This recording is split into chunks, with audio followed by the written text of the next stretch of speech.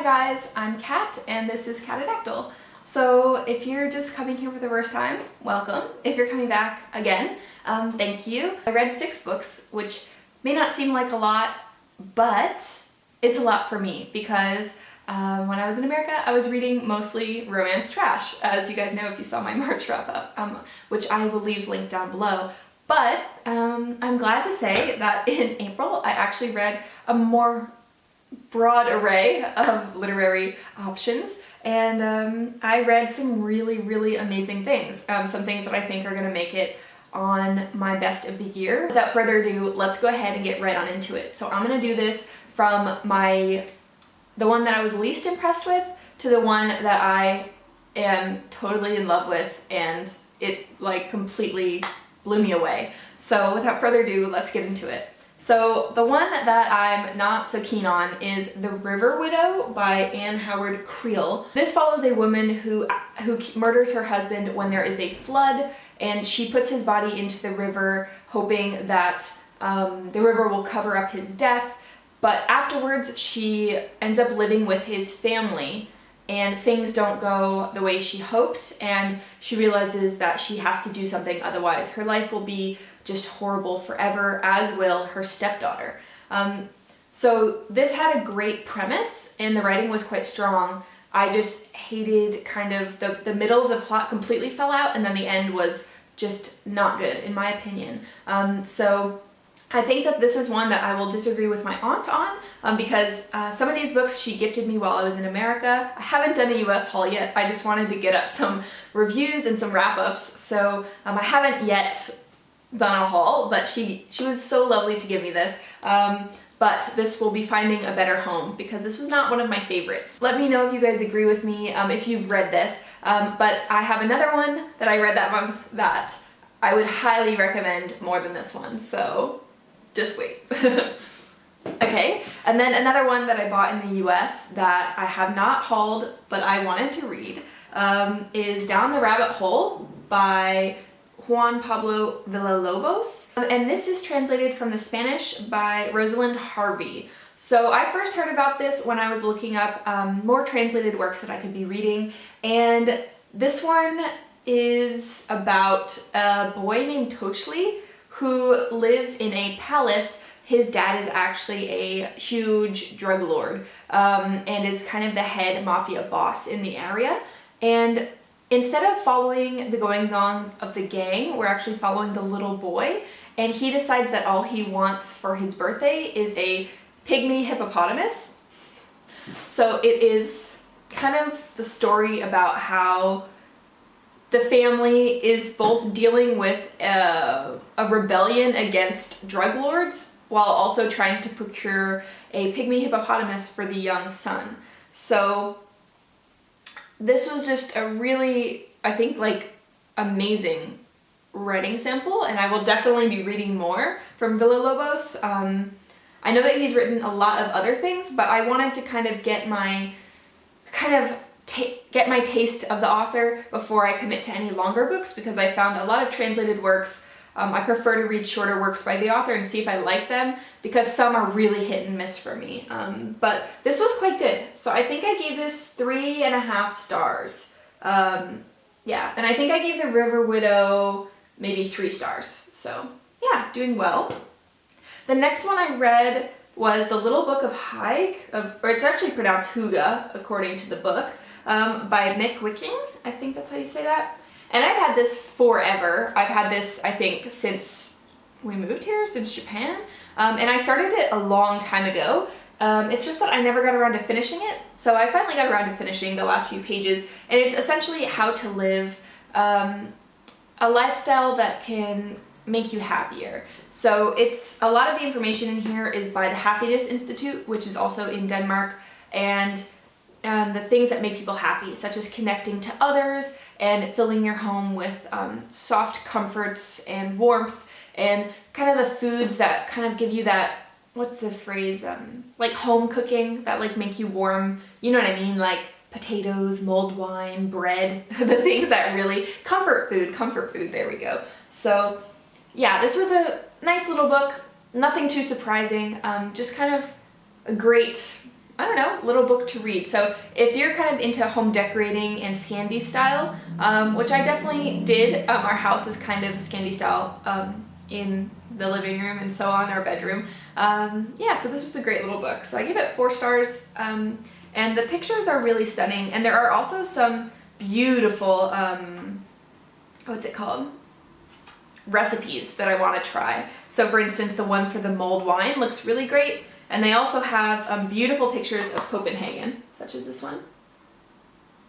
Yeah, so if it's something that you are interested in, go ahead and check it out.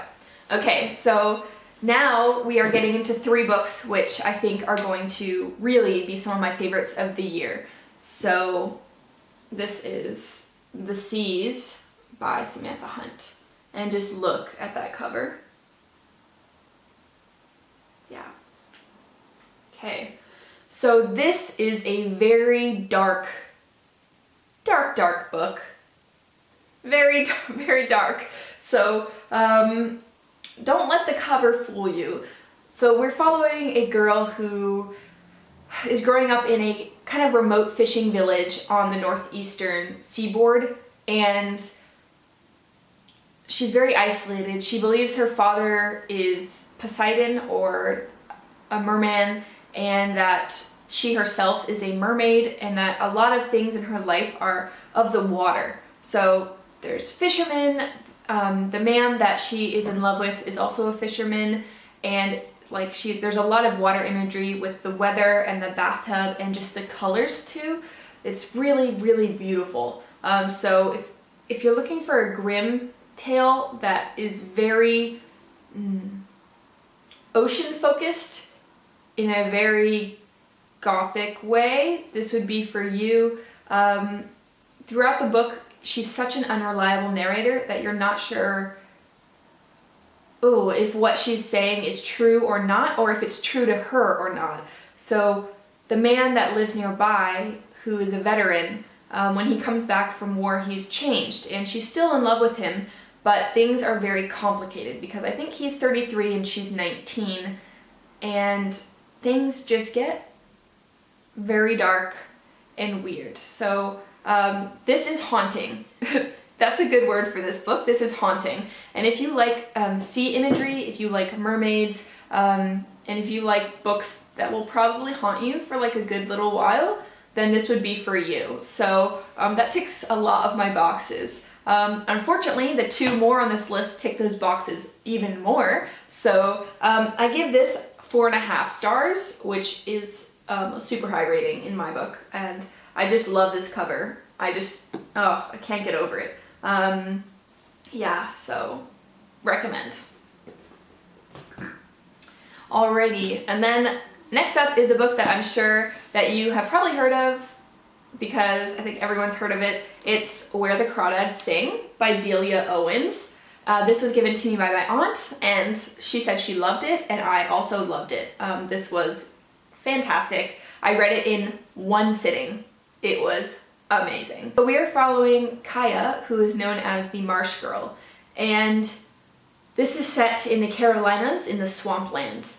And she grows up in a family who the mother leaves, and then the father is a drunk alcoholic, and he eventually doesn't come back, and she's pretty much left to fend for herself. And she develops a reputation as the Marsh Girl, where she ekes out a living, like digging up oysters and drying fish and doing tasks around for small money. So it's a chronicle of her life from that time up until when she's an adult. And then a crime happens and a man is killed, and people start to point fingers at Kaya, even though it may not even be her fault. It may be that it's just the prejudice of the town against someone who doesn't fit in. And this book just blew me away. The imagery of the Carolinas is stunning. My aunt is from the Carolinas. She's from South Carolina. So it's just amazing. I mean, it is really stunning. And I know that Reese Witherspoon put this in her book club, I believe, and fairly so, and rightly so. This book is stunning. So if you like like kind of women in the wilderness and marshlands, which I haven't read that much of before, and just beautiful, beautiful imagery of the birds and the natural like flora and fauna of the area, and also a really subtle rendering of tensions between kind of upper class and lower class in kind of that middle south area of the Carolinas. I think it's a really, really excellent portrayal, and there were so many times in this book where I was like, no, oh my god, or times where I was like, yes, like that's so amazing. So, oh, I recommend this book to everyone. This book really is amazing, and I think for me it's like 4.75 stars. I'm waiting to see how it fares throughout the year, and then it will either be 4.5 or 5. So I really recommend it. It was so, so good. Where the Crawdads Sing by Delia Owens. And my favorite book of the month was The Mirror Wife by Maria Davana Headley. This book, oh sweet lord, it was so good. So this is a feminist retelling of Beowulf. It follows some aspects of the original story very well, and it takes liberties with others in a way that was just phenomenal. So in this one, we are following a mother who has become pregnant while fighting abroad, and when she's brought back, she is a veteran, and she escapes from kind of the system because she's being kept against her will. So she's escaped back to her hometown, which has been bulldozed from the small mining town it was into Harrot Hall. So Harrot Hall is where all the wealthy people live, and all their houses are made of glass, which if you've ever read a book and the houses are made of glass, bad stuff is gonna happen. Like, no one has a glass house and it's like, oh, everything was great. Bad stuff happens. So she is hiding up in the mountains and is gonna give birth to her son, who is different from other children. And throughout the story, you're never sure if things are actually as she's telling it, or if she is in an impaired state, mental state, and that's how she only views it, or if that's how the town views it. You're never quite sure. But when her son sees a small boy down in the village, her son wants to befriend that boy. And as they become friends, people in the rich area start to notice that things are different. And soon there is a manhunt and things escalate from there. And this book just was so phenomenal. So I don't even think you need to have read Beowulf, although if you have read Beowulf, you will see how horrendously clever this book is. It is so clever. But if you have not read Beowulf, I don't think that would hurt your love of this book. I recommend this for everyone that has a pretty strong stomach, because there is a little bit of gore, because the mother is a soldier, and then there's also a manhunt, so there are some parts which can get pretty gory, as well as there are parts that I wouldn't say they're magical realism, but I would say definitely things take kind of a suspended gothic disbelief where shadows become monsters even if they're not in real life, if that makes sense. So there's a lot of playing with reality, and it is so good. It is just so, so good. So, yeah, I highly recommend this book. Currently, I think this is sitting at the top of my list of the year. So, if you have similar reading taste to me at all, or if you like Beowulf, or if this sounds intriguing to you, please read it. I want to talk about it with pretty much everyone. So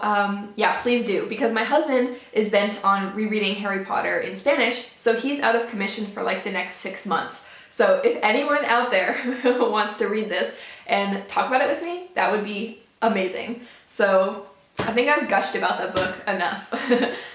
Yeah, so if you guys have any comments or anything, let me know. I hope that you found some books that you haven't heard of before or that you want to read. Like I said, Where the Crawdads Sing, amazing. The Mirror Wife, amazinger. Completely different. They're completely different, but so good. Just so good. Yeah, so April was a dope reading month, and I'm really happy. So, on that note, I am going to say bye for now. Thank you so much for watching. I will talk to you guys later. Bye!